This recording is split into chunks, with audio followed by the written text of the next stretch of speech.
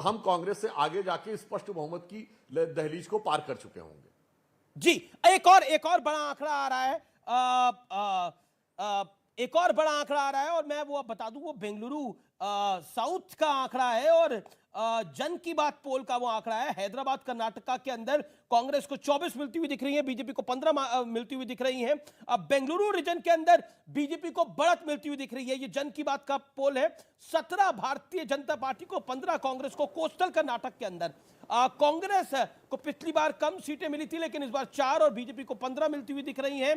Vote share के लिहाज से कांग्रेस और बीजेपी के अंदर कांटे की टक्कर हो सकती है, लेकिन कांग्रेस का वोट शेयर ज्यादा हो सकता है। यह मैं आपको बता दूं, 40% के इर्द गिर्द कांग्रेस का vote share, BJP around 39%। 1% Congress का वोट शेयर ज्यादा हो सकता है। लेकिन ऐसा नहीं है कि कर्नाटक में हमेशा ऐसा नहीं होता। कर्नाटक में अधिकतर कांग्रेस का वोट शेयर ज्यादा आता है, लेकिन बीजेपी ने बेस्ट परफॉर्मेंस दी है 110 सीटों के साथ।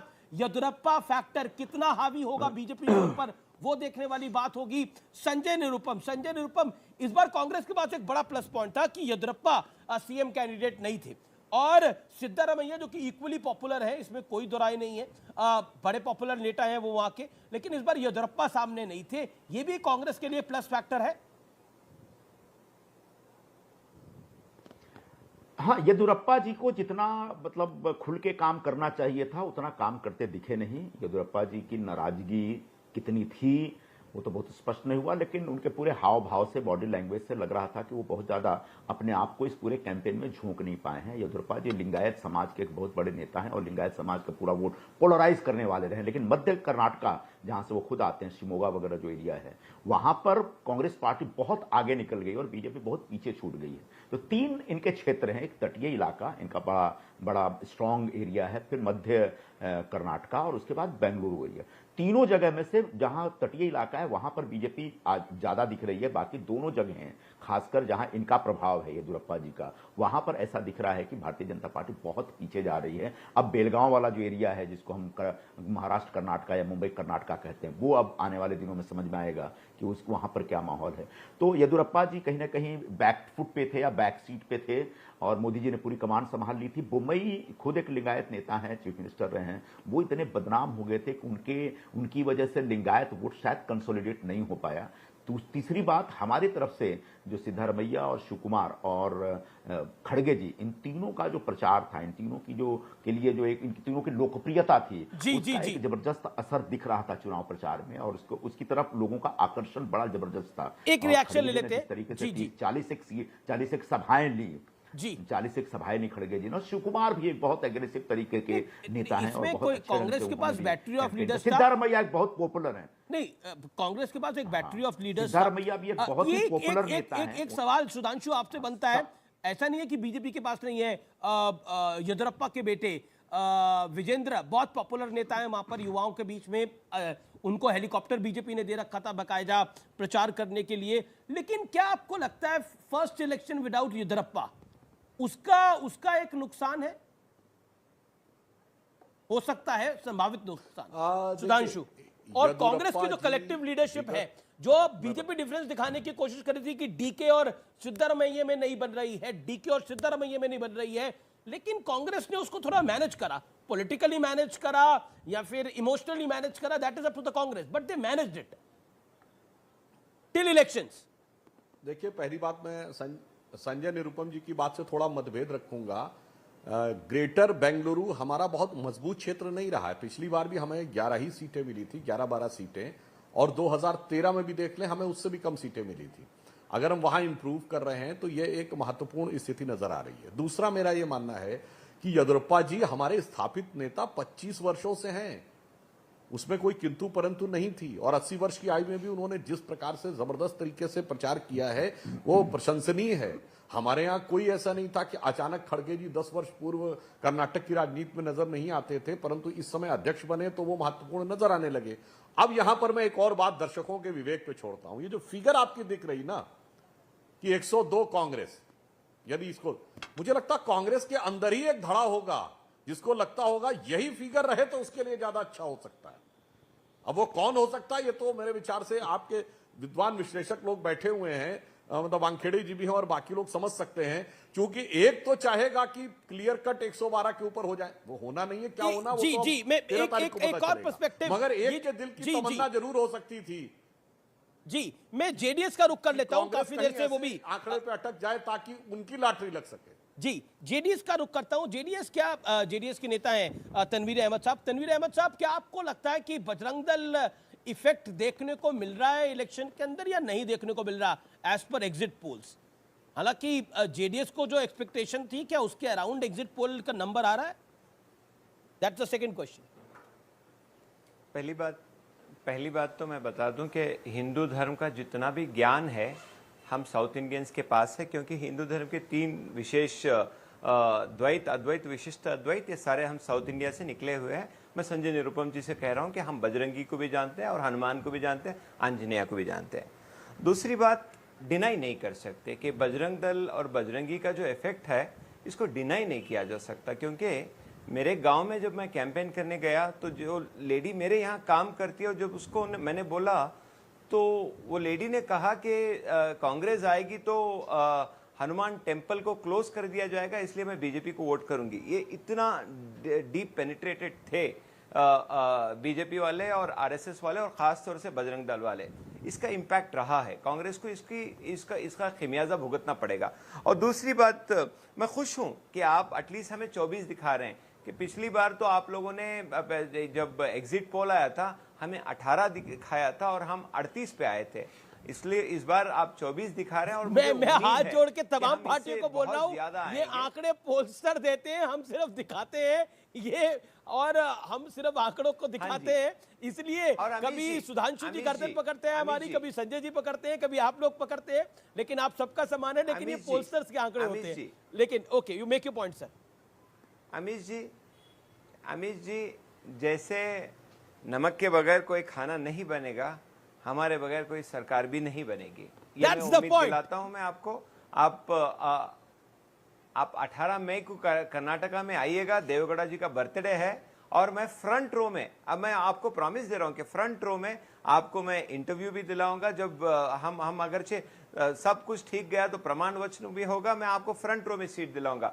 ये जो मेरे बड़े अच्छे मित्र हैं सुधांशु जी और मैं, हमारे कांग्रेस के संजय निरुपम जी बेंगलुरु आए थे, मैं जानता हूं, इन्होंने भी बहुत मेहनत की। बट इन आंकड़े और सच्चाई दोनों में बहुत तफरीक है, फर्क है। और मुझे उम्मीद है कि डेफिनेटली जेडीएस की सरकार, जेडीएस में सरकार बनेगी, जेडीएस के तरफ से सरकार बनेगी। और इस समय की बड़ी खबर, एग्जिट पोल के रुझानों के मुताबिक कांग्रेस सबसे बड़ी पार्टी बन सकती है, लेकिन कांटे की टक्कर देखने को मिल सकती है।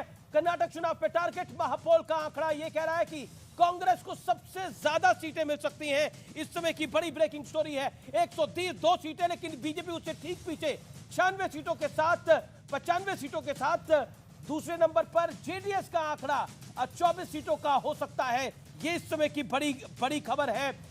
टारगेट कर्नाटक चुनाव पे टारगेट महापोल का आंकड़ा कह रहा है कांग्रेस को बढ़त सबसे ज्यादा सीटों के साथ, लेकिन बहुत बड़ी बढ़त नहीं दिखाई दे रही है एग्जिट पोल के मुताबिक। इस समय हम ये कह सकते हैं एग्जिट पोल के मुताबिक बहुत बड़ी बढ़त नहीं दिखाई दे रही। लेकिन मैं आपको बता दूं, इस समय का जो बड़ा आंकड़ा है वो ये कह रहा है कि बेंगलुरु शहर के अंदर एक्सिस माई इंडिया का पोल कह रहा है कि कांग्रेस को 17 और बीजेपी को 10। ये एक बड़ा सेटबैक हो सकता है बीजेपी के लिए। बेंगलुरु सिटी के अंदर बीजेपी अगर लूज कर रही है सीटें तो ये बड़ी दिक्कत की बड़ी बात हो सकती है। लेकिन करावल क्षेत्र, इसी के साथ करावल क्षेत्र के अंदर बीजेपी को अंदर, यानी जो तटीय इलाका होता है वहां पर बहुत बड़ी बढ़त, अब तक की सबसे बड़ी जीत बीजेपी को मिल सकती है।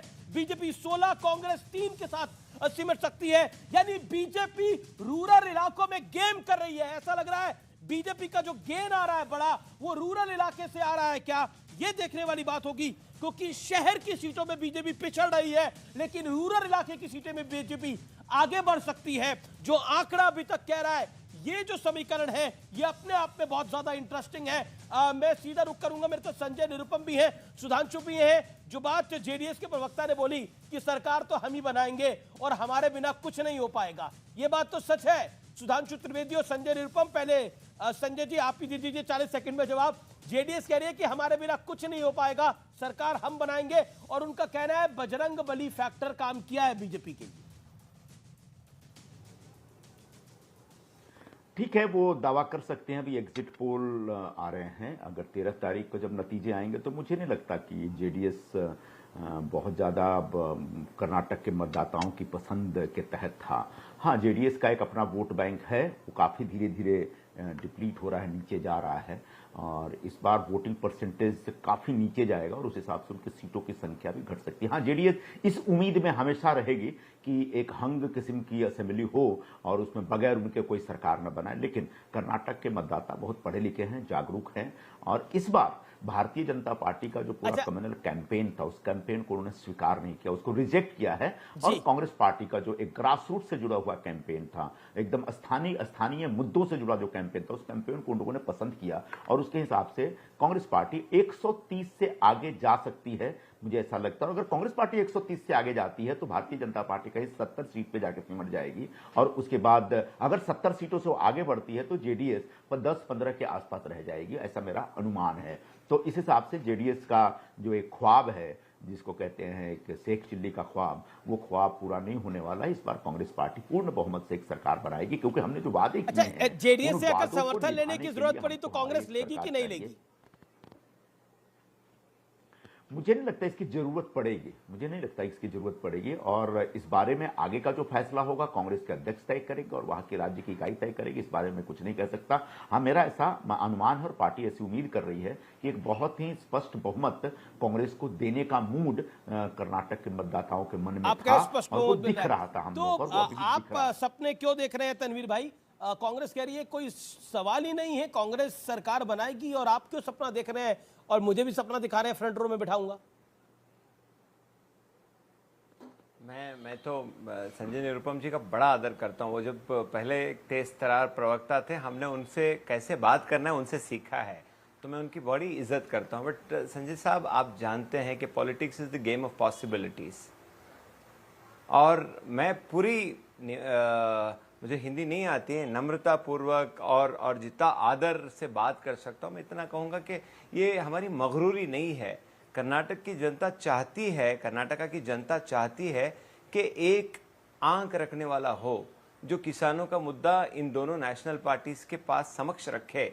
और कर्नाटक की जनता बहुत अक्लमंद है, जैसे आपने बताया कि वो हमेशा हमें क्यों लेकर आकर दोनों के बीच में बिठाती है, इसलिए नहीं कि वो आपका गेम खराब करना चाहती है, इसलिए कि वो जानती है कि आप दो पार्टी में एक पार्टी को अगर संपूर्ण रूप से इख्तिदार दे दिया जाए तो यहाँ पर जो 40% कमीशन हुआ और गुंडूराव साहब के वक्त में जिस तरीके का करप्शन हुआ, बंगारप्पा के वक्त जिस तरीके का करप्शन हुआ, दोनों नेशनल पार्टीज इसके लिए जानी जाती है। इसलिए दोनों को चेक करने के लिए कर्नाटक की जनता हमें बीच में बिठाती है, ताकि आप दोनों के बीच में बैठकर कर्नाटक की फलाह व बहबूदी के बारे में बात करें। और रही बात हम किसके साथ जाएंगे, कौन है, क्या है, किधर है, हमारे पास डीके शिव कुमार साहब भी पार्टी के साथ टच में हैं, और बीजेपी से भी जिसको टच में रहना है। बट बड़ी खबर दे रहे हैं कि डीके शिव कुमार का क्लियर नाम ले रहे हैं कि डीके शिव कुमार टच में, और बीजेपी से भी जिसको टच में रहना है वो है। बीजेपी वाले का भी नाम ले दीजिए। अरे मैं बीजेपी के नाम एक क्या है, कर्नाटक की जनता में एक आदमी बड़ा ख्वाब देख रहा है, डीके शिव कुमार सीएम बनने के ख्वाब देख रहे हैं, इसलिए वो सबसे ज्यादा मेहनत कर रहे हैं यहाँ। बट अनफॉर्चुनेटली बीजेपी का क्या है कि बीजेपी में चीफ मिनिस्टर कर्नाटक की जनता नहीं चुनती और लेजिस्लेशन नहीं चुनती, ऊपर से टपकते हैं, तो पता नहीं कौन चीफ मिनिस्टर कैंडिडेट का सपना देख रहे हैं। इसलिए मैं बीजेपी के जो बड़े लीडर्स हैं वो डेफिनेटली टच में है, मेरे टच में है, पार्टी के टच में है, डेफिनेटली टच में है। बट हम कर्नाटका की जनता के पास जाएंगे, उनसे पूछेंगे क्या करना है। अगर देखिए अब हमें भी पता है किसके पास जाएंगे और किससे पूछेंगे, लेकिन let's not get into this.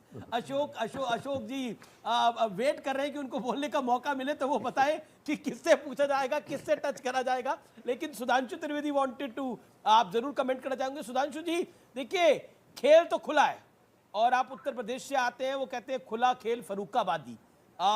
लेकिन कर्नाटक के अंदर हो सकता है कोई और स्लैंग चलता हो, आई डोंट नो दैट।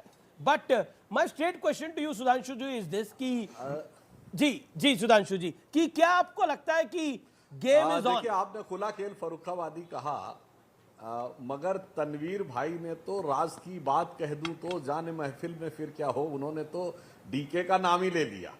मतलब उन्होंने तो राज का पर्दाफाश ही कर दिया है। और मुझे याद आता है कि अभी संजय निरुपम जी जेडीएस को जिस ढंग से साइडलाइन कर रहे थे, अगर देखा भी जाए तो इस चुनाव में जो भी कम्युनल एजेंडा कांग्रेस लाई वो जेडीएस को नुकसान पहुंचाने के लिए था।